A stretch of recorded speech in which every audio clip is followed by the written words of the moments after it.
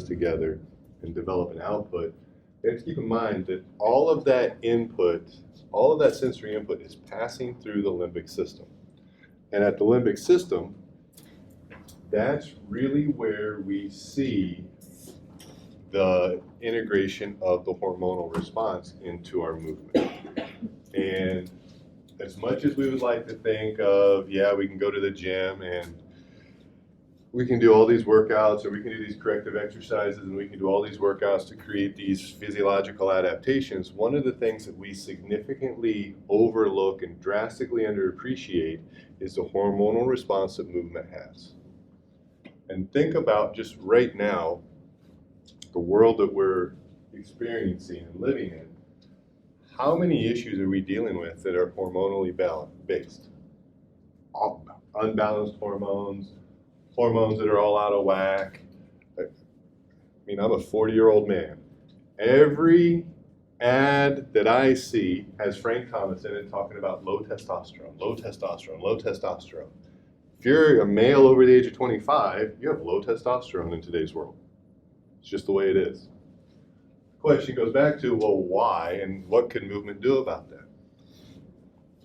Well, if you believe what the marketing of Nugenics says, you buy their product, you take their product, your testosterone levels increase. Wonderful. You can also go buy steroids. That increases testosterone as well. You have all these pharmaceutical ways of increasing testosterone, but we have to ask our question, why are we in a period where we see testosterone levels that are so low that on ESPN and every other news channel, Frank Thomas's face pops up talking about low testosterone? Why is there the need for this? Let's take a step back. Today, whether you're male or female, we're significantly less active today than we were 10 years ago, than we were 15 years ago, than we were 20 years ago. The activity that we have, and in a little bit we'll talk about the difference between physical activity and physical exercise because they're not the same. The activities that we're involved with today, because of technology, because of what we've learned, all wonderful advancements, have made things easier for us. So how strenuous activities are isn't anywhere close to what it was 20, 30 years ago, let alone a whole generation ago. I remember my dad, when I was younger, first time I mowed a lawn, it was traumatic. I didn't have to worry about starting the lawnmower. I didn't have to worry about putting gas in the lawnmower. I didn't have to worry about plugging the lawnmower in or unplugging the lawnmower, however you do the electric lawnmowers. I don't have one of those. My dad rolled out this thing, and I'm like, what is that? He's like, that's the lawnmower. And it was an old school lawnmower that had the blades on, and as you rolled the wheels, the blades turned. I mean, like literally old school. And this thing weighed like 400 pounds. And I was probably 9 or 10 at the time, maybe 85 pounds soaking wet. It was impossible. And now I put Callan on the lawnmower this weekend, and he sits there and he flips the blade on and he knows how to drive the lawnmower. He was complaining at the end. He's like, Dad, can I go in and take a shower? I'm like, oh, yeah. I'm like, why? He's like, because I'm just covered in grass. I'm like, are you sweating at all? He's like, no, I'm just dirty. I just want to go wash it off. And I'm thinking back to the first time I mowed a lawn, I was just drenched in sweat because the thing weighed 4 times as much as me. And that's just one generation difference. So back to the testosterone issues, physical activity is significantly easier for us. It's significantly less, and what that translates to is less muscle mass. Do you know what creates testosterone and the drive for testosterone in the body? Muscle mass. That's also one of the reasons why, one of the overlooked reasons why, as you age, it's important for everybody to maintain, my hillbilly accent came out. It's important for everybody to maintain an adequate amount of muscle mass. Because if you don't have an adequate amount of muscle mass, testosterone levels decrease, whether you're male or female. Male, your testosterone levels decrease. We have all the issues that go along with low testosterone. You can watch Frank Thomas's commercials and you can see all those issues. Female testosterone levels decrease. It messes with the estrogen-testosterone ratio. And as soon as that ratio starts changing, now you start dealing with premenopausal, perimenopausal symptoms significantly earlier than you should. Not because they're doing anything wrong, just because of muscle mass and low muscle mass. Also one of the reasons, I don't care, male, female, 10 years old, 60-year-old, if you're not involved in some kind of physical exercise that involves strenuous weightlifting every week, it's going to come back and catch you later on. Got to maintain muscle mass. How do we maintain muscle mass? We start out with a higher level of muscle mass. How do you start out with a higher level of muscle mass? You spend time being physically active, doing physical exercise to develop muscle mass, so that as you age, the 1 to 2% of muscle mass that you're guaranteed to lose every year over the age of 35, that 1 to 2% is significantly less than if I started with less. So muscle mass is extremely important. What controls muscle mass? The movement, the physical exercise, the physical activity we expose our body to, and the hormonal release that drives that. And then the physiological variables that we're going to talk about on Thursday are how to leverage all of that. But all that's governed and driven by the limbic system, the hormonal response of the limbic system. And that's just talking about the hormone testosterone. We could pick any other hormone and go through almost the same thing, where our current lifestyle and activities that we're exposed to have created changes that if we don't offset them, we deal with these hormonal issues that we try to solve with medication. And yes, you can take medication for your thalamus, and you can take medication for your hypothalamus, and there are issues with those, but we have to ask the issue, why are we having these issues? And it goes back to not exposing the limbic system, not exposing the nervous system to adequate sensory input to allow those structures to do the things that they need to do and were designed to do, which is control and release adequate amount of hormones. So it's a sensory input issue. So from neuroplasticity of the limbic system, hypothalamus, pineal gland, extremely influential in our sleep-wakefulness cycle.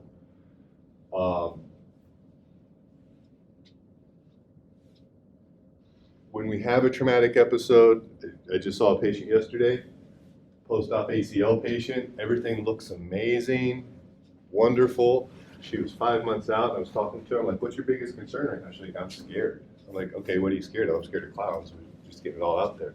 She's like, no, I'm scared because we need to start jumping and planting now. And she's like, that's how I hurt my knee. And now I'm literally, I stand here at the first rung of the foot ladder, and the first rung of the foot ladder is maybe a 1/4 inch thick. That's as high as you have to jump. She's like, I stand there and I can't go. I'm just afraid to take that first jump. So what neuroplastic change caused it? Well, she tore her ACL when she jumped. The amygdala, remember that, part of the limbic system, is associated with fear and trauma. That's why negative activities, traumatic activities stick with us significantly longer, because it's an immediate imprint. Neuroplastic change takes a while. When we have trauma, when we have fear associated with it, it almost happens immediately. So these athletes that we're dealing with that tear their ACL with a traumatic episode, or however they do that, when they have that fear associated with it, when we're trying to get them back to the thing that they hurt themselves with, we're not having to work and leverage the limbic system because it's what created the situation that we're in now. That fear, that injury, that mechanism of injury, how they hurt themselves, the amygdala got involved, and it created that almost immediate neuroplastic change that we're now having to overcome. We can't access the amygdala unless we scare them into making that jump, and then we have a whole other traumatic episode that we're having to deal with. But we can't understand how it works. And then just from a sheer learning standpoint, movement standpoint, the thalamus is extremely important. So limbic system is very influential in how neuroplasticity progresses. Just like we talked about an issue with the neuroplastic changes. First, we have to introduce them to frustration. Then we have to allow them to focus on something. Then we have to give them the repetition so that we see the epinephrine, dopamine, and acetylcholine released at the right time and the right ratios to actually allow them to have neuroplastic changes when they do actually go to sleep at night. If they don't sleep, we don't have any neuroplastic changes. If they don't get appropriate sleep, those neuroplastic changes are going to be significantly impaired and limited.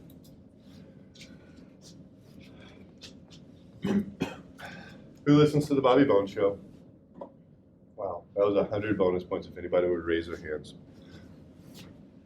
They were talking about a study last week on the Bobby Bones show, and they were talking about how if you want your kid to be successful, if you want your, not successful, if you want your kid to do better academically, score higher on the standardized test, they found two things that were tied to kids being successful in academics and standardized tests.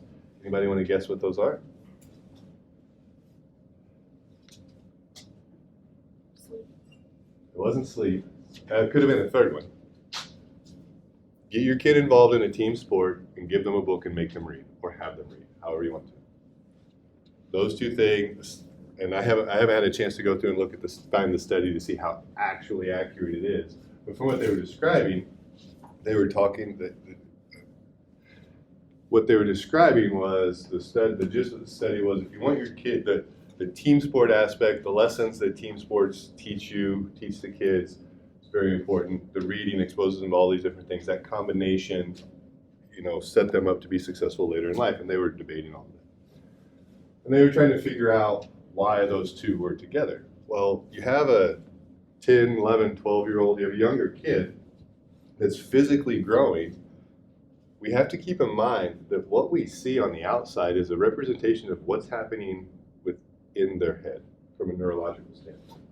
Movement is a mirror of how the brain is developing. That's why, we're all familiar with the childhood milestones. When did the baby crawl? When did the baby walk? When did the baby reach? When did the baby grasp? When did the baby do all of this stuff? Why are those important? The baby crawled at 18 months. Why is that important? Just so that I can say, well, my baby crawled at 16 months, so my baby's better than your baby? Or, oh, your baby didn't crawl till 20 months? It's a slow baby. Why is that important? Have any of you guys ever seen a comparison chart about when my baby crawled versus when somebody else's baby crawled? No, it doesn't matter. But why then does every pediatrician that you go to, up until school, ask about very specific milestones? When did they do this? Have they done this? Have they done this? You ever thought about that? Because their physical maturation tells us what's going on from a neurological standpoint. Baby doesn't crawl. The reason the baby doesn't crawl is because neurologically maturation hasn't happened. They neurologically don't have the components to be able to crawl. Crawling is not a red flag. The fact that they haven't crawled, which indicates that there might be an underlying neurologic problem, that might be a red flag. That's why it goes from, oh, your baby didn't crawl to, we need to get you checked out. What other milestones haven't you met? Because we're not concerned about the physical side of things. We're concerned about the neurologic side of things and the development of the nervous system, the development of the brain and spinal cord and the peripheral nervous system. So all of those physical markers are the things that we see that tell us what's going on within the nervous system. That's what we're worried about with those milestones. And we'll talk about this a lot more when we get into the neurodevelopmental progression and sequence. We have to understand that movement and the brain develop and change together. Everything we just talked about how that baby develops and why crawling is important and all of this stuff, it's because we want to make sure that the nervous system is developing appropriately and maturing appropriately, so that when that child is fully physically mature, they're physically mature and they're cognitively mature as well. They have a complete nervous system. What they do with that, just watch the news. We'll see all kinds of different things, good, bad, everything in the middle. But we need to make sure that everything happens in the manner in which it should, so that they have at least a good shot at being successful. But the other side of it happens as well on the back end of life. Remember the examples I gave last week of if we go over to Battlefield Mall and watch people walk? Why does walking slow? So it takes you longer to get somewhere. Big deal. What else does that represent though? A cognitive decline. When we see older individuals start to have movement issues, there is a strong possibility that those movement issues are correlated with a cognitive decline. Eventually, with all of us, we'll get to a point where either we have to enter assisted living or somebody has to help us, because physically and cognitively we have declined so far that we can no longer care for ourselves. And which takes us back to some of the things we'll talk about later on when we talk about the aging process. One of the largest predictors of mortality is grip strength. Because as soon as I can no longer, because the whole reason I have a hand is for me to manipulate an object to interact with the world. Right now, my hand is used to hold on to this little clicker and push the right button. I don't have to look at the button. I know what it feels like. I know where it is. I can click the button forward. I can click the button backward. I know where the button with the laser pointer is. You just can't see it up there because it doesn't show up on the TV. That's the entire purpose of my hand right now. Your hands are holding onto your pencils, typing on your keyboard, taking notes. Once we start to lose the ability to use our hands, we can no longer function independently. Once you enter an assisted living facility, mortality rates significantly change in a negative manner. Because what ends up happening there, our movement profiles change, our access to movement change, society, habitual interactions change. I'm not going to say nothing good happens when that occurs, but that's a giant life shift. And the reason that giant life shift is happening is tied to cognitive decline. So not a great time in our lives to be doing that, but give you guys something to look for. But all back to the point, the brain and movement grow together, they change together, and they decline together. How we move, and as athletic trainers, we're all about movement. Be honest. How many of you guys in the last week have watched somebody do a squat or a deadlift and been judgy about it? Well, that person's done a deadlift. We've done it. Or you've watched them run, and you're like, or walk. Oh, that person's good. We see that. What you're seeing when somebody moves, you're seeing the physical manifestation of their nervous system. That picture that I showed you guys of that 10-year-old that had the middle school boy back and couldn't deadlift, my first thought with that is, neurologically, what's going on with this kid? Movement is so much bigger and so much more impactful than just physically what we see. And it goes back to movement and the brain grow and develop together, and then they decline together at the same time. Which is why, from a movement standpoint, from an intervention standpoint, we have to understand how can we leverage the nervous system. Because if I want to make a change in movement, I need to make a movement change. I have to make a neurological change. I can't change movement without changing the brain. When we start talking about changing the nervous system, it's got that different set of rules. We can't stretch our hamstring and get a nervous system change. We have to access neuroplastic changes, which goes back to everything we talked about last week and the week before. Oh, what's the next one? So from a rehab standpoint, it's okay to start with feet forward stuff. It's okay for people to hold their breath when we start. It's okay for people to bring a lot of tension to the table. Do you guys know who Ron White is? The comedian Ron White? He used to tell this joke about how he was in a bar in New York City and he'd had too much to drink and he decided he was going to get into a fight. And he starts this fight, and basically part of the joke was, he's like, I don't know how many of them boys it was going to take to whoop me, but I know how many they were going to use. And that's kind of how it is with tension, with feet forward. I don't know how much tension I need to bring, I'm just going to bring all of it all at once. And that's okay, if that's our entry point. If we're putting somebody down in half kneeling and we're letting them hold their breath and we're letting them tense their glutes and squeeze, how many of you guys have put somebody down in half kneeling and told them to squeeze their glutes? We want to squeeze the glute to get hip extension, or we want to drive the hip forward. Anybody? When we do that, when we tell somebody to tense a muscle, we're teaching them feed forward. Because we're telling them how much tension they need to bring. They need to bring all the tension. And that's fine as an entry level. We start feed forward, we give them the tension, then we start to strip it away until they're bringing just enough tension. Because if my glute is driving my hip forward to maintain full hip extension, no portion of my glute can be involved in maintaining my pelvis other than in an extended position. So any kind of weird side, if I lose my balance, anything like that, my glute's taken out of the equation because it's maintaining hip extension. We don't want that because then that changes the dynamics of what the pelvis is doing. We want the pelvis to do what the pelvis is supposed to do, which is use both glutes, not just one.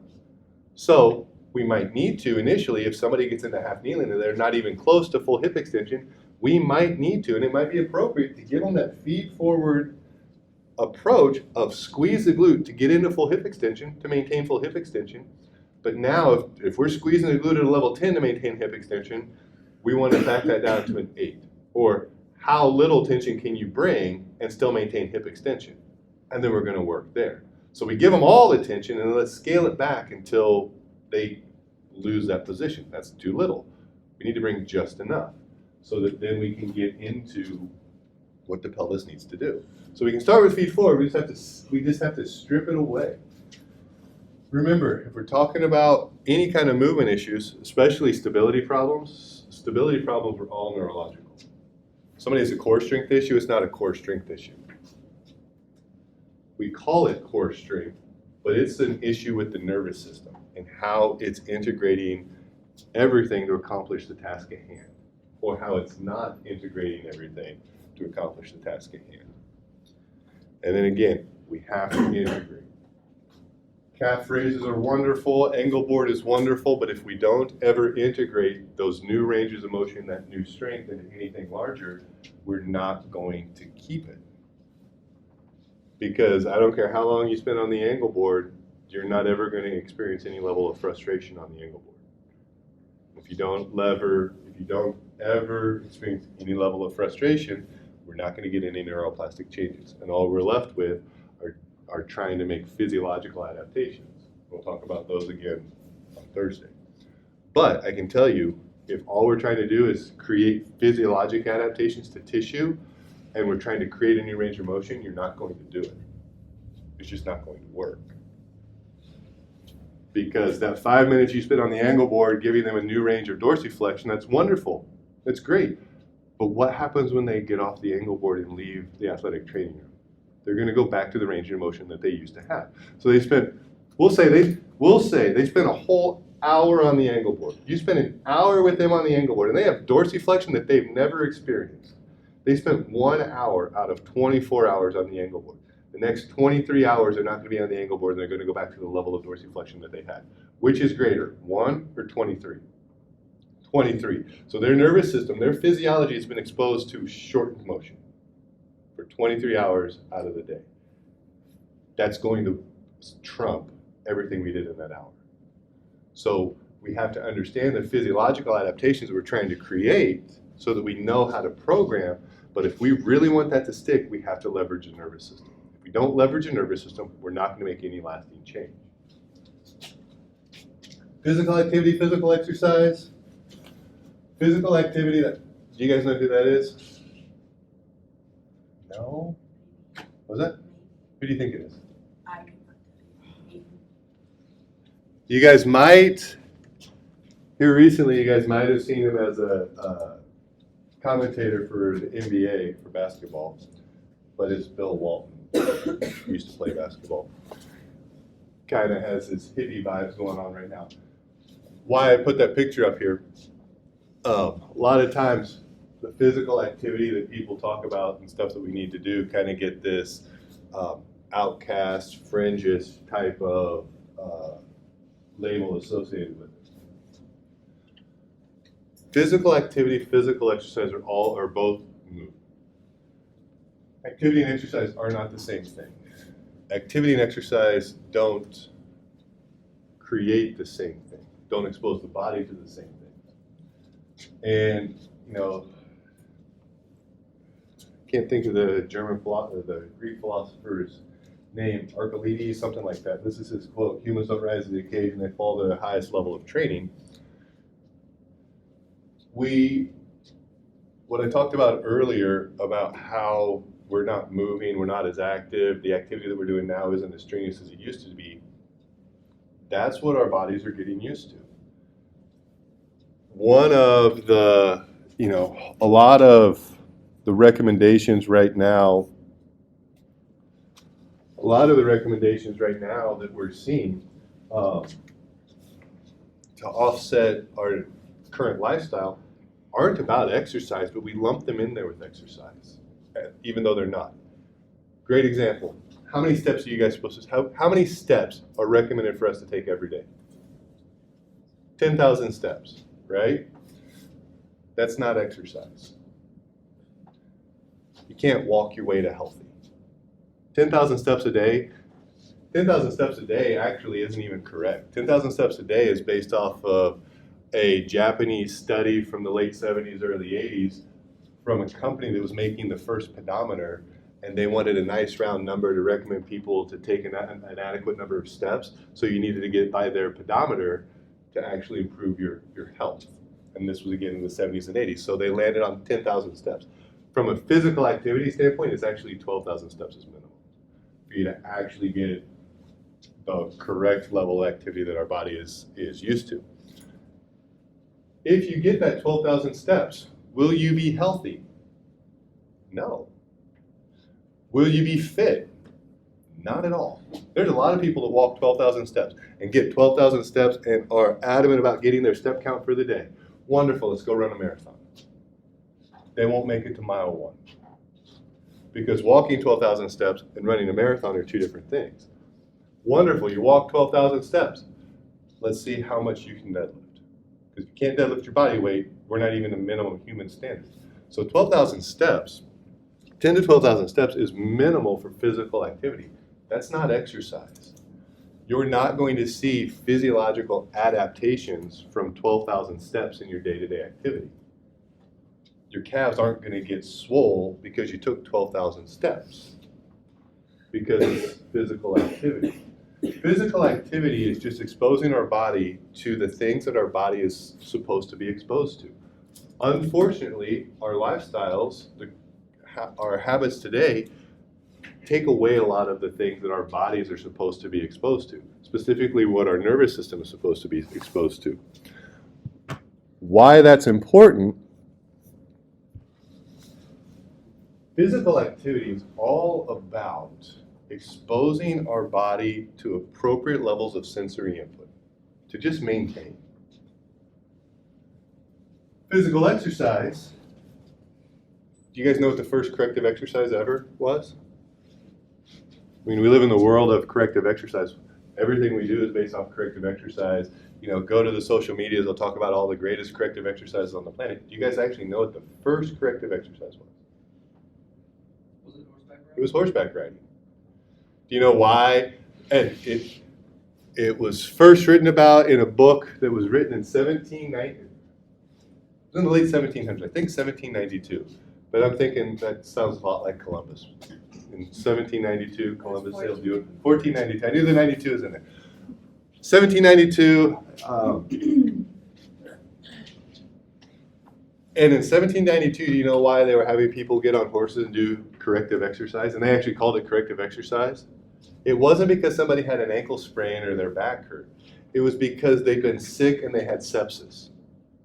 And they were going to die. So they had to promote fluid flow. So they put this physician put people on a horse, told them to go ride a horse. Because if you've ever ridden a horse, riding a horse requires a lot of rhythmic muscle contraction. You're not just sitting on the saddle. I mean, you can just sit on the saddle. If you've ever watched Yellowstone season 1, when Jimmy learns to ride a horse, he sat on the saddle. He didn't like sitting on the saddle. Versus actually being engaged with the horse on the saddle, where it's a significant leg workout. You get the rhythmic contraction. And that rhythmic contraction, what does that do to fluid? It creates movement of fluid. What happens when you're just laying in bed with sepsis? Nothing, the stuff just sits there. So this physician put these individuals that were going to die on a horse, and they didn't die. They lived, they got healthy. And it was because of basically riding a horse. The first corrective exercise was lymphatic work. But when it comes to exercise, we prescribe exercise to create a very specific physiological adaptation that goes above and beyond what we get with physical activity. Up until the first corrective exercise was documented in the late 1700s. Working out didn't become a thing until the late 1800s, early 1900s. And it was all strongman stuff. And then we had the golden age of bodybuilding in the 50s, where bodybuilding took over. And it's stuff since then. And now we're in this functional phase of fitness. But 300 years ago, none of this existed because physical activity, our day-to-day life, exposed us to both physical activity and a higher level of activity that now would be classified as exercise. We just don't have that now. So now we have a true delineation between the two. So physical activity is all about exposing our central nervous system to appropriate sensory input just to maintain what we need to maintain. Physical exercise is about creating adaptations. They're not the same thing. So depending on where you look and who you read, different individuals take different stands on a lot of this stuff. This is where a lot of people kind of come together in agreement. We need to be taking at least 10,000 steps a day. 12,000 is better, but 10,000 is a good start. You need to spend some time outdoors. You need to do some kind of strength work, some kind of training of the muscular system at least three more times per week. You need to hit maximum heart rate 2 to 3 times per week. You need to spend at least an hour a week in one block doing some long, low load, steady state type activity, a walk, a bike ride, a hike, walking dog, whatever. Every day you need to spend time at the bottom of the squat. You need to spend at least 30 minutes of the day down on the ground. And every day you need to carry or drag something. How many of you guys did all that stuff yesterday? And so, again, now, if you do all this stuff, will you become a fitness freak? No. You'll hit the minimums from a health standpoint. Why do we need to train the muscular system at least 3 times a week? Because you actually have to have a minimal amount of muscle mass. If you don't have a minimal amount of muscle mass, and there's actually a ratio, it's 0.20 for males, 0.18 for females. That free mass, it's not 20% body fat or 18% body fat. They actually have to put you in one of the DEXA scanners. They have different devices that they do this, and they actually calculate your muscle mass compared to everything else. But if you don't have if you don't possess the minimal amount of muscle mass, A, it's going to make getting through the day harder, but B, we have to be really concerned about the hormonal changes that elicits. So we actually do have to have a minimal amount of muscle mass. As you get older, so luckily you guys aren't there yet, but once you get past the age of 35, you're going to lose 1 to 2% of muscle mass a year. It's just a natural aging process. If you start with this much, 1 to 2%, you end up here. If I start with this much, I'm still going to lose 1 to 2% a year, but in 10 years, instead of being here, I'm going to be here. Why is this important? A, because you've got to be stronger for longer, but B, because again, the hormonal effects that's going to have. Has very little to do with the functional performance. It has everything to do with maintaining an appropriate amount of muscle mass from a hormonal standpoint. The other thing too, glucose storage. Muscle mass is where glucose is stored. So anybody that has blood sugar issues, there has to be a consideration, or should be a consideration, for muscle mass. Heart rate, max heart rate 2 to 3 times per week. Got to hit max heart rate 2 to 3 times per week. Why? Just to make sure the cardiovascular system is actually functioning. 2 to 3 years ago, we started to do a lot with Springfield Fire Department, and I spent quite a bit of time with them, and to see what they did every day and to see how their days went. And one of the things that surprised me, every time there was a shift change, so twice a day, 2 or 3 times a day. Every time there's a shift change, within the first hour of that new shift, they would go and they had a checklist of things that they would check. They would go out and they would start, they had water pumps on their fire trucks. They would go out and they would start the water pumps on their fire truck. They would go out and they would prime the jaws of life. They would get the jaws of life, make sure the jaws of life. They would make sure every piece of equipment on each truck turned on. And they check it off their list, put it back in the bag, put it back in the truck. They would do that 3 times a day. My first thought was, somebody just did that 8 hours ago. Why are you doing it now? Well, if something's not going to work, you want to, especially when you're talking about the fire department, if there's a problem, you want to know about it now when I don't need it versus, oh crap, why aren't the jaws of life working? It's kind of important now. So they tested it every morning to make sure it worked. Same thing with our cardiovascular system. We need to make sure that if our heart rate needs to be elevated rather quickly, that it's not the first time it's been elevated rather quickly. What elevates our heart rate? Not just working out, but fear, trauma, all kinds of other things. So we need to, making sure that we're doing that 2 to 3 times per week is, again, just maintaining our cardiovascular system for when life hits us sideways, and we need to be able to accommodate to that. Probably wanted to wire some yellow, wire some white, because, color were those? Oh, the yellow ones are physical activity. The white ones are physical exercise. So like I said before, 10,000 steps a day is not exercise, that's just activity. Getting outdoors, wait, but if I'm getting in the bottom of the squat every day, that's exercise. No. The bottom of the squat is actually a resting position. It's not an exercise position. It just happens to be the bottom position of doing a squat. If the other 90% of the planet, they actually use that as a resting position when they don't have chairs. Go to any backwoods hillbilly town in the US and you'll see the same thing. Don't have chairs, people drop into the bottom of the squat. Up until the 1950s, that was one of the actual shooting postures taught in the Army. Why did they stop teaching in the 1950s? Wonderful question. They stopped teaching it because people stopped being able to actually get into the bottom of the squat. So instead of teaching people how to shoot from the bottom of the squat, they were having to teach people how to get into the bottom of the squat. And that wasn't the function of the Army, so they just got that shooting position taken away from how they train people. Again, physical activity gives us one thing, physical exercise gives us something else. And we have to understand the difference between the two. Why do you sit on the ground for 30 minutes? Oh, man. So you guys, so what's the difference between sitting on the ground and sitting in a chair? That's my first question. What was that? Leg pushing, What do you mean by that? like arm length of the lower. What was that? Range of motion of the lower. Range of motion is different. What else?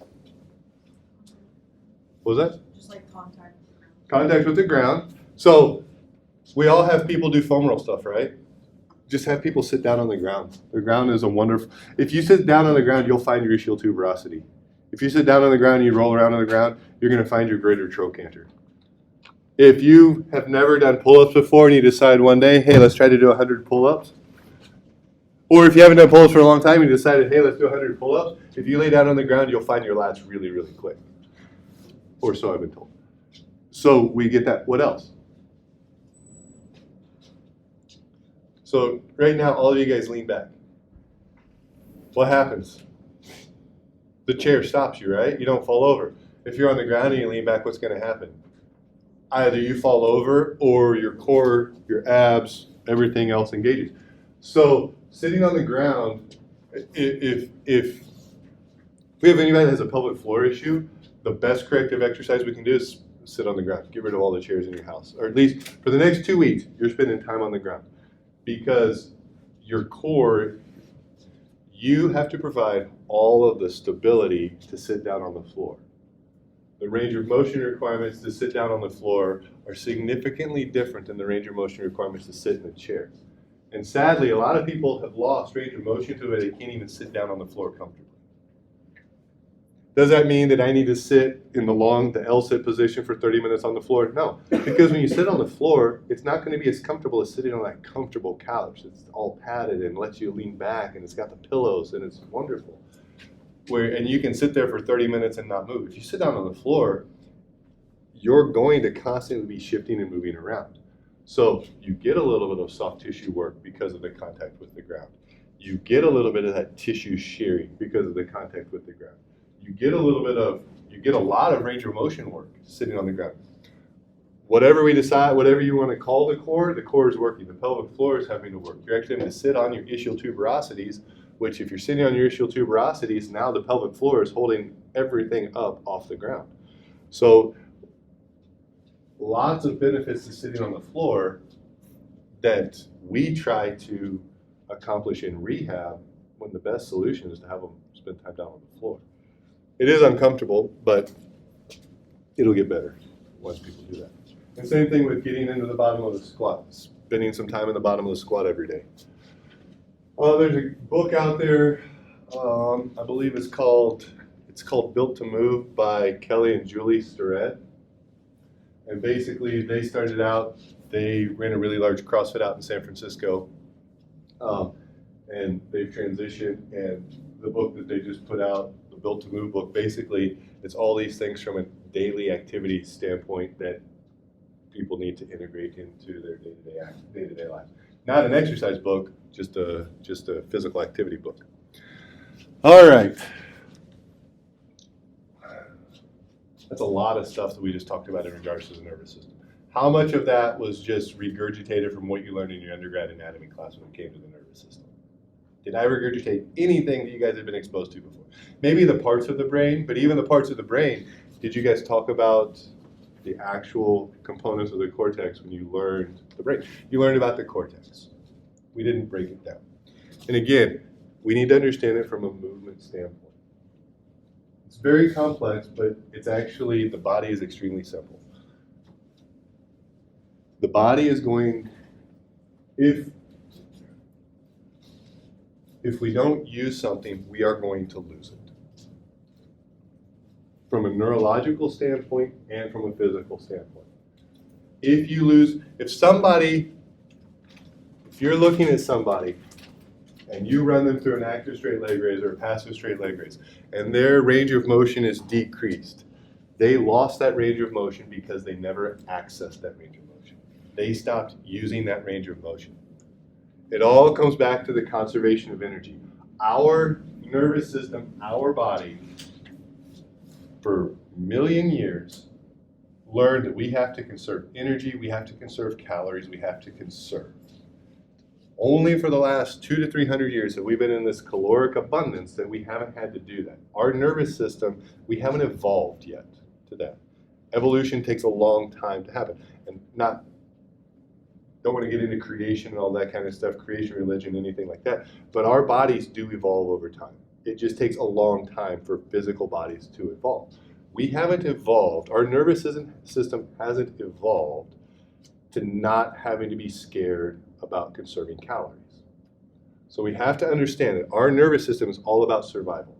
The number one principle to our nervous system from a survival standpoint is conservation of energy, because energy is hard to come by. Where do we get energy? Calories. So our nervous system is always trying to conserve energy. It's always trying to conserve calories. When I don't walk back to the corner because I'm too lazy, I'm just honoring my nervous system. I'm not lazy. I'm just leveraging the principles that have allowed me to survive this long.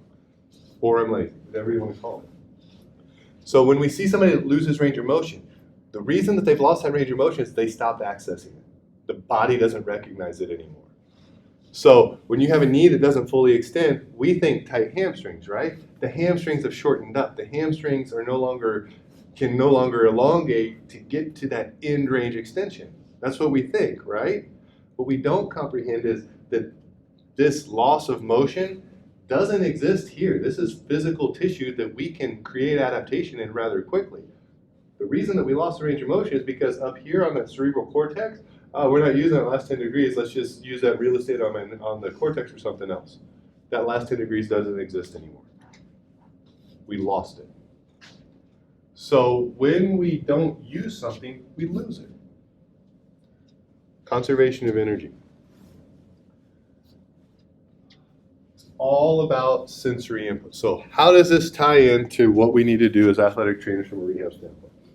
We have to understand our primary job isn't to come up with a ridiculously cool exercise that we love to do, that if we film it, we're going to get lots of likes on social media.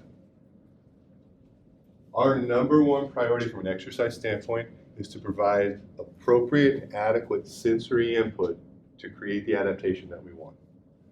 Our job is all about sensory input.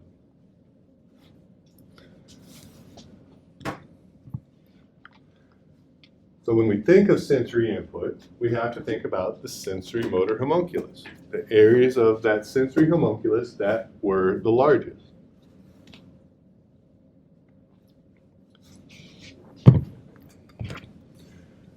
From a tactile standpoint with the homunculus, the palms of the hands, the soles of the feet, the face, the skin. Palms and soles. We get tons of information through the palms of our hands and the soles of our feet. That's one of the reasons why about 8 or 9 years ago, the big fad in the corrective exercise world was crawling. Get people down on the ground. Take their shoes off, get them down on the ground and crawl. Crawling is a great exercise. But one of the biggest benefits of crawling has to do with the amount of sensory input that we're getting through our hands. The engagement with our hands with the ground. Same thing for our feet. And what that does through the nervous system. Skin. Tactile input through the skin. Why is this important? Well, it does what it's supposed to do until there's a scar. If somebody has a scar, we have to treat the scar. I don't care how you treat the scar. You can needle the scar, you can do grasping over the scar, you can cup the scar, you can just grab the scar with your fingers and you can distract it and wiggle it around, you can do cross friction on the scar, I don't care. We have to address any scars that are involved in what's going on. Post-op patients, we have to manage those from day one. Because when we have scars on the skin, that's going to bind down the nervous system, the nerves that flow underneath that, even if it's just a cutaneous nerve, which is then going to change the level of sensory input that we're going to get. So we have to address scars. Again, I don't care how you do it, we have to do it. This one's our wheelhouse. Proprioceptors. Do you guys remember in undergrad AT, we're taught about the GTOs and the muscle spindles and all that kind of stuff, and you spent a lot of time talking about them. We spent a lot of time talking about the proprioceptors within the joints and where they are. How often do you leverage that in our clinical world? Very little, right? We spend all this time talking about it because when we think it's going to be, I remember I was like, oh man, I can't wait to run into a GTO and get all this stuff figured out. And then past, as soon as we got out of the class, never thought about it again. Yes, they're important. Yes, GTOs, muscle spindles, all those are important. But out of all the tactile impulses that we're getting, they're the least important. And how they're important isn't how we actually, why they're important, and when we actually address them isn't how we're initially led to believe. It all comes down to effusion. You get, if you have effusion in the joint, it distends the joint capsule, that's going to have negative effects on the muscle spindles and the GTOs. And that's going to create changes. So our priority becomes getting rid of effusion. And also restoring range of motion so that we're getting appropriate sensory feedback from the joint, from the tendons in the area. Visual input, vestibular input being from the inner ear. We're going to play around with all this stuff real quick this morning. Because when it comes down to our corrective exercises, when it comes down to anything that we do intervention-wise, we need to very clearly be thinking about those three areas. What kind of visual input are we providing? What kind of tactile input are we providing? And what kind of vestibular input are we providing? Because how we leverage those, how we expose their system to those are going to determine what kind of outcomes we're going to get. Providing visual input, tactile input, vestibular input, that's where the frustration is going to occur. About the visual input thing, Mhm. you talked about the meters last time. Mhm. It's here also just so it can cause some distraction, Mhm. not distraction. But then what kind of like visual input would be better to keep the We're going to talk about that.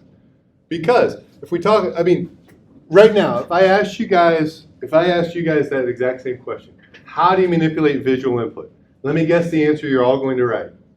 Single leg balance when we close our eyes, right? That's the only visual input that we're taught, correct? Were you guys taught anything other than if I want to make a balance exercise harder, I need to close my eyes? Were you guys taught anything else? Besides like with like a look ahead, that kind of thing. Uh-huh. Don't look down your feet. Yeah, or instead of looking at your foot to see what you're doing, you need to look out here. Yeah, those are the two things. Instead of looking at the thing you're doing, look somewhere else, and then to make it even more challenging, we close our eyes. One of the biggest lies in the world of athletic training.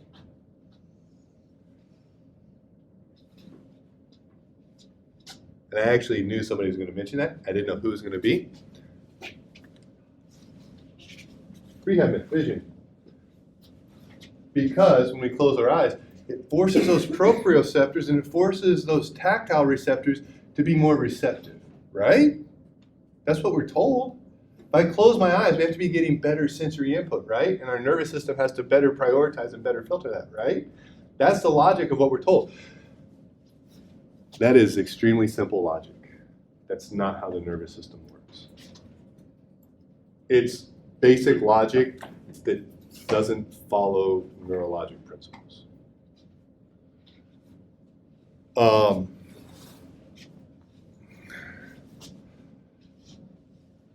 There's a study, I found this one last night, it's a 2023 study. I took this line from it. Despite observational evidence showing associations between better single leg balance performance and reduced fall risk, the single leg balance test, and the single leg balance test that they did was how long you can single leg balance with your eyes closed. That's the single leg balance test they did.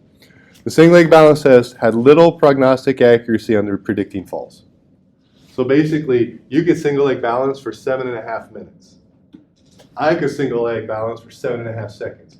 We both have about the same fall risk, and we can't predict which one of us is going to be at a higher risk of falls. So the thing that our simple logic says, all those other receptors are going to do more, it's not, there's no truth to that.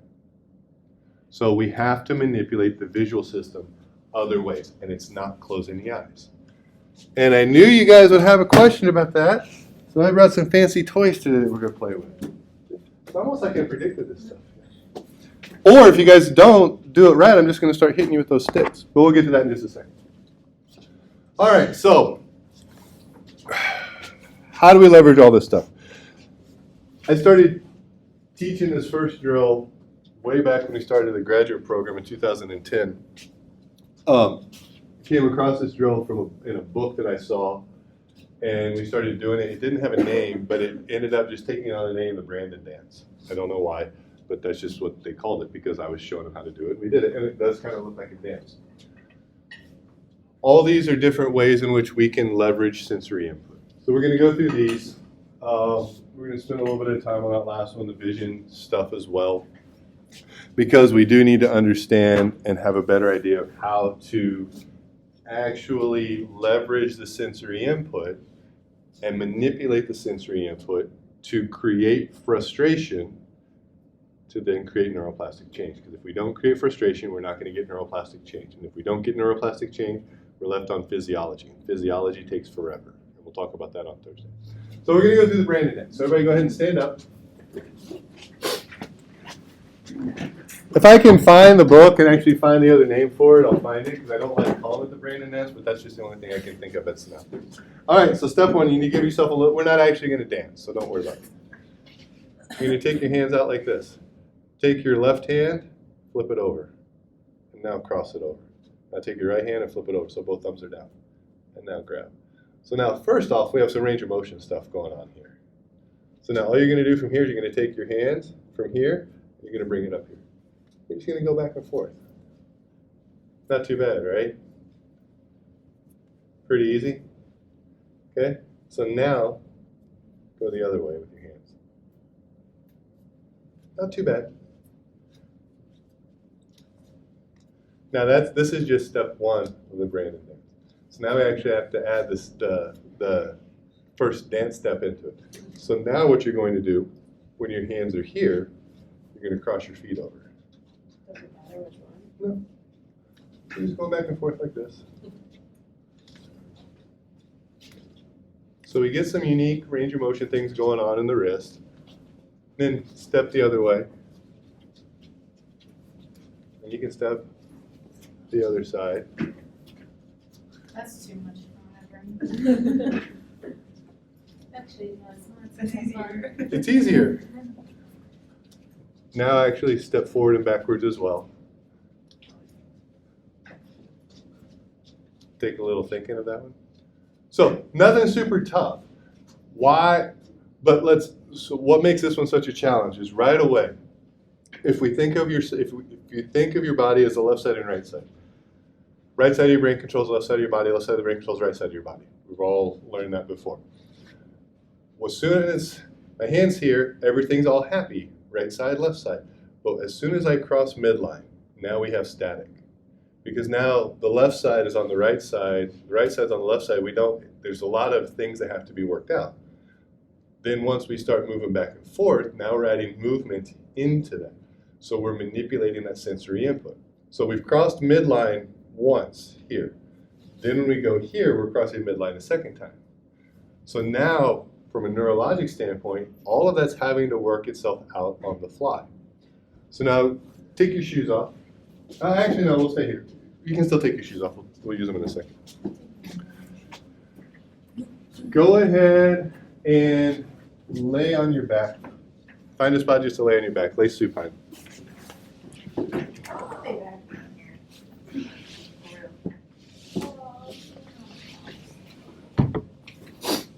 Legs out straight in front of you. Arms overhead. I want you to take your right arm and your left leg, touch your elbow to the knee right over your belly button. And then back down. Just touch and back down. And then do the other side. So you're going to alternate back and forth. Just keep going back and forth. Not too difficult, right? Now what happens if your arms are straight up towards the ceiling? So there you go. Arms straight up towards the ceiling and do this. How close are we to a dead bug right now? Close. So the dead bug is really just a supine cross crawl type activity. So now go ahead and get into quadruped.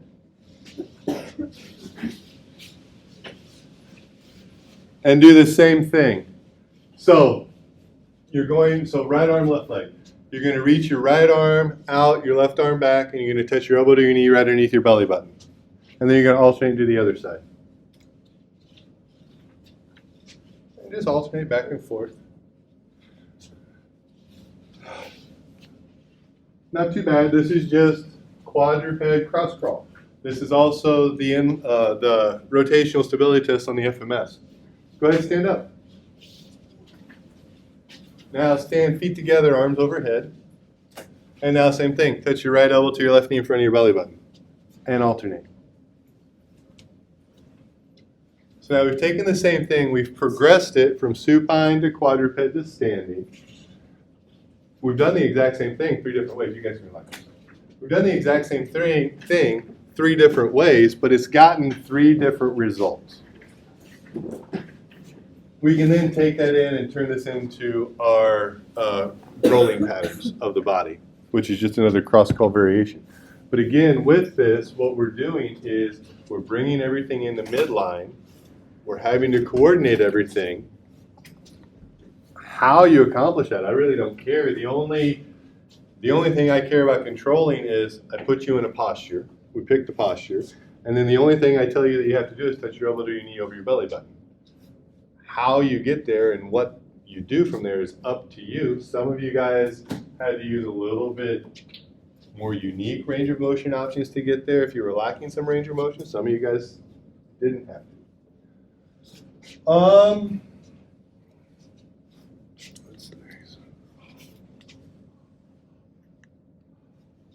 So the vision stuff. You guys know what that is? What's that? Big old pile of crap. A steaming pile of crap. Because everything we've been taught from a vision standpoint up to this point isn't correct. Can you close your eyes to work on balance? You can close your eyes and have to balance, yes. Will that make balance better? Not necessarily. Because that's not how the nervous system works. Now, if we are going to do stuff, and if we are going to have them close their eyes, a much better option is just, let's think of the single leg balance drills you've seen athletes, patients do, or that you've had athletes or patients do. Have they done it in their shoes or barefoot? Needs to be having it. If it's not done barefoot, there is zero benefit coming from it. Because like we talked about with the people over walking to Battlefield Mall, the more they have between their foot and the ground, the less sensory input they're getting. So if we're going to do stuff, if all you take out from this is, you know what, Brandon's smoking crack, I like my eyes closed single leg balance, that's wonderful, do that, keep doing that. But if you're going to do that, just make one small change. Just at least have them do it with their feet, with their shoes off. Just have them do it barefoot. Because having them do it barefoot, at least now you're giving them their foot the chance to interact with the ground. I'm going to have you take one shoe off, you don't have to, but I want you guys to get down in half kneeling. We're going to go through this progression. To go back to the question you asked, how do we manipulate vision? Give yourself a little bit of space. Down in half kneeling. Not too difficult, right? We can hang out here in half kneeling. It's kind of wonderful. Keep your head forward. So now, here's the only thing. You can't hold on to anything. Okay? So your hands can be anywhere as long as they're not touching anything, including your leg. So hanging down by the side, out in front, I don't care. Not hard for you to balance here. If your knee's sore on the ground, take your shoe, put it underneath your knee. There you go. See, I'm a nice instructor. Not super hard to balance, right? Okay, so keep your head forward, but I want you to turn your eyes as far to the left as you can. And then turn your eyes as far to the right as you can. And just keep going back and forth. And now, if you're going slow, go a little bit faster. How many of you guys that balance got a little bit tougher on that one? Anybody? A little bit? Okay, you can relax. Now, turn your head all the way to the left and try to take your eyes forward. And just keep working your eyes, keep your head to the left, but now work your eyes straight ahead. And then turn your head to the right and do the same thing. Anybody have a big difference between left side and right side on this one? Not too bad? Okay, so now we're going to make it even tougher. Now I want you to turn your head to the left, but turn your eyes to the right. So start out here. So your head's going to go one way, your eyes are going to go the other way. Oh, how many of you guys, it's almost face planted? That one's not me. That one got you. And then go the other way.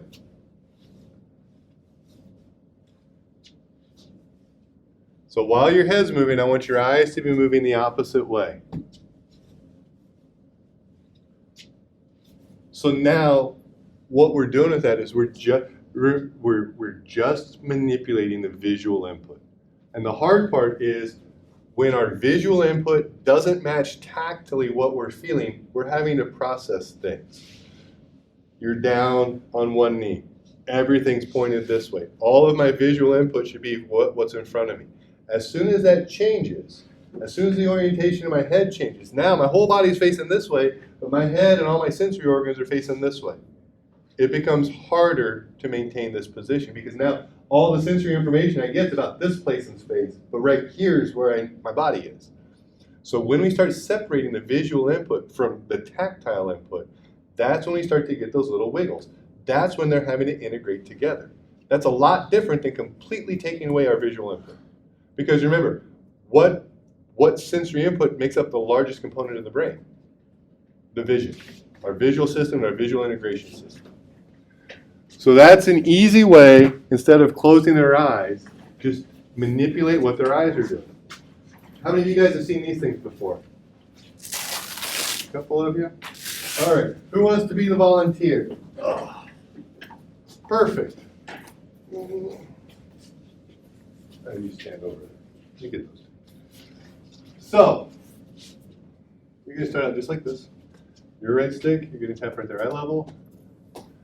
Piece of cake. Okay. Now we're going to do waist level. Good. And now knee level. Not too bad, right?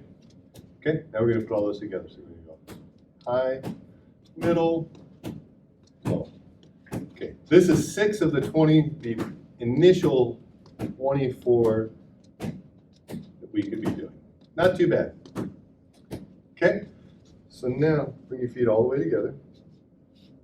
Do the same thing. So now, what have I changed with them? He had a big base of support, now he has a small base of support. Not that much different for you? No? Pretty simple, right? Super easy, kind of boring. Okay, so now, what you're going to do, you can only hit with your left hand, you have to hit the green stripe. Okay? Same thing, green stripe.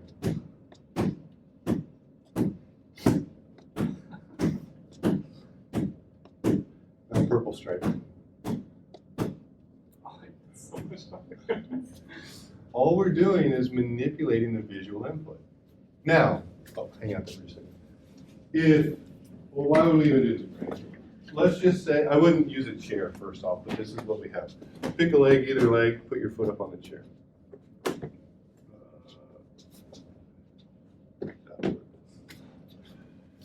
Somebody has an ankle sprain. I wouldn't use a chair, I'd probably use a box. Somebody has an ankle sprain. I want that back, I want to emphasize that back foot. I have him barefoot, I have his foot interacting with the ground. If you guys watch it, actually will you stand there, facing me? I just want you guys to watch his back foot as we're going through and doing this, okay? Don't pay attention to it, we're just gonna make contact.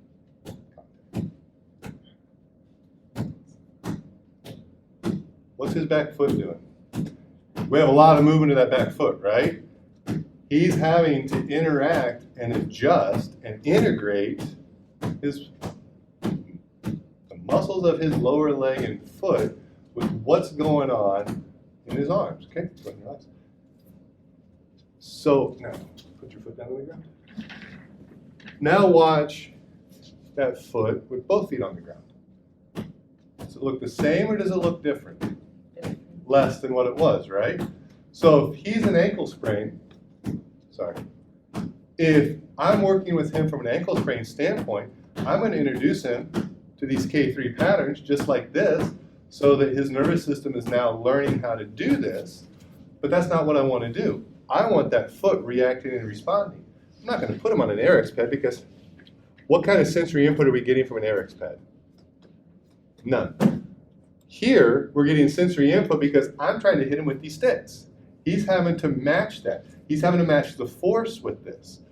He's then also, if I put this chair in front of him or a box, now I've changed his base of support. It becomes a lot more active.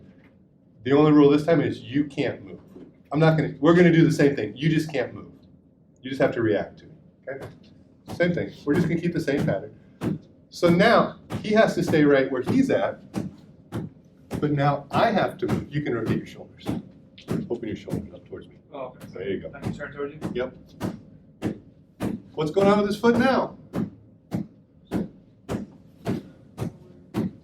More.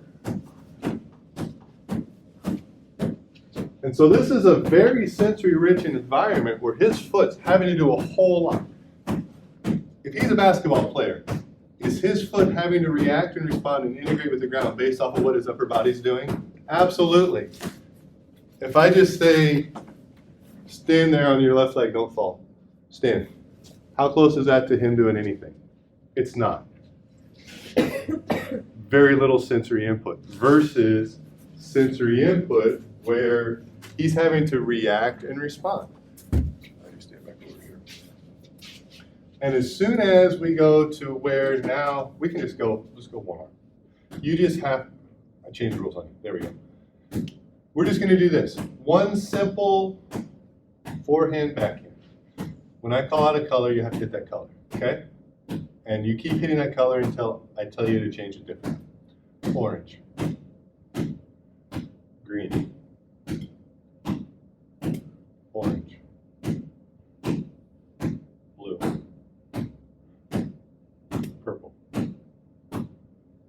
orange. Can you guys see what his eyes are doing? I mean, I can stand here and I can talk to you guys. I've done this enough. I don't have to watch what's going on. But as soon as I start calling out the colors, purple, I can't do that. He has to be engaged. He has to hit a moving target. You can run this. Thank you. So from a visual standpoint, we have lots of options to create actual sensory environments that will lead to neuroplastic change. Because we do that enough, and there's 24 different patterns with that. We just did the first 6. The first 6 are super easy for people to get. Most people can pick up the first 6 just like that, but as soon as we start going past that, we start running into a level of frustration. So now, I did that just so that you guys could see what was going on with his foot, what was going on with his eyes. If I'm actually using this from a clinical standpoint, I'm going to teach him the first 6, and we're going to go until we run into frustration. And then we're going to get our repetitions going through that level. Because again, I need to engage some level of frustration. That's just an easy way of doing that. I'm using the visual system. I'm getting visual input with that. I'm getting tactile input from the ground. I'm getting tactile input from his hands. When I start moving around, now I'm starting to manipulate the vestibular cochlear input that he's getting. So I'm providing all kinds of sensory input to his nervous system for that exercise that we just did. I can do this in single leg standing, just like we were, or supported standing, Captain Morgan's, if that's what you want to call it. I can do that here if I'm really wanting to leverage his back leg, but I can also then, instead of him having all his weight here, not using the chair, it works better, I can manipulate weight. Is it 60% on the front leg or 60% on the back leg? Because if somebody's struggling in the bottom of a squat, they're struggling with knee flexion, hip flexion, I can put them into a position where we're getting here, and now I'm having to put most of my weight on this front leg. I'm in a triple flex position, and then having to react and respond to that. Because now what my hip's doing is going to be drastically different than what the hip was doing here. I can pull this out of half kneeling. I can put people in the bottom of a deadlift and do stuff in this position. So we can leverage sensory input in a lot of different ways. Much more than just close their eyes. So the K3 stuff, it's a great way to provide a whole lot of new sensory input that we can adapt to just about any situation that actually will create that level of frustration, which will then begin the process of neuroplastic change. Much better than just stand here on an Eric's pad and close your eyes. I think that was the last slide. That was the last slide. Any questions about the nervous system, the neurological side of things, anything along those lines? We'll come back on Thursday, talk about the physiology. The physiology is easy. I say it's easy. We should get it done in one day. Then we'll talk about how to put all of that together next week, and the test is next week. So it's probably what I'll end up doing is opening the test up on Thursday. It'll stay open until Sunday. That way you guys have time to take it, know what's going on, and we'll kind of go from there. Questions or anything? I should get my plan is to read what you guys submitted. That was on patellar tendonitis, is that right? I think that's what it was. Whatever the first topic was, my plan is to get that graded today, so I'll get that up in Blackboard this afternoon for you guys. Otherwise, we'll be back here on Thursday. If you have questions between now and then, let me know.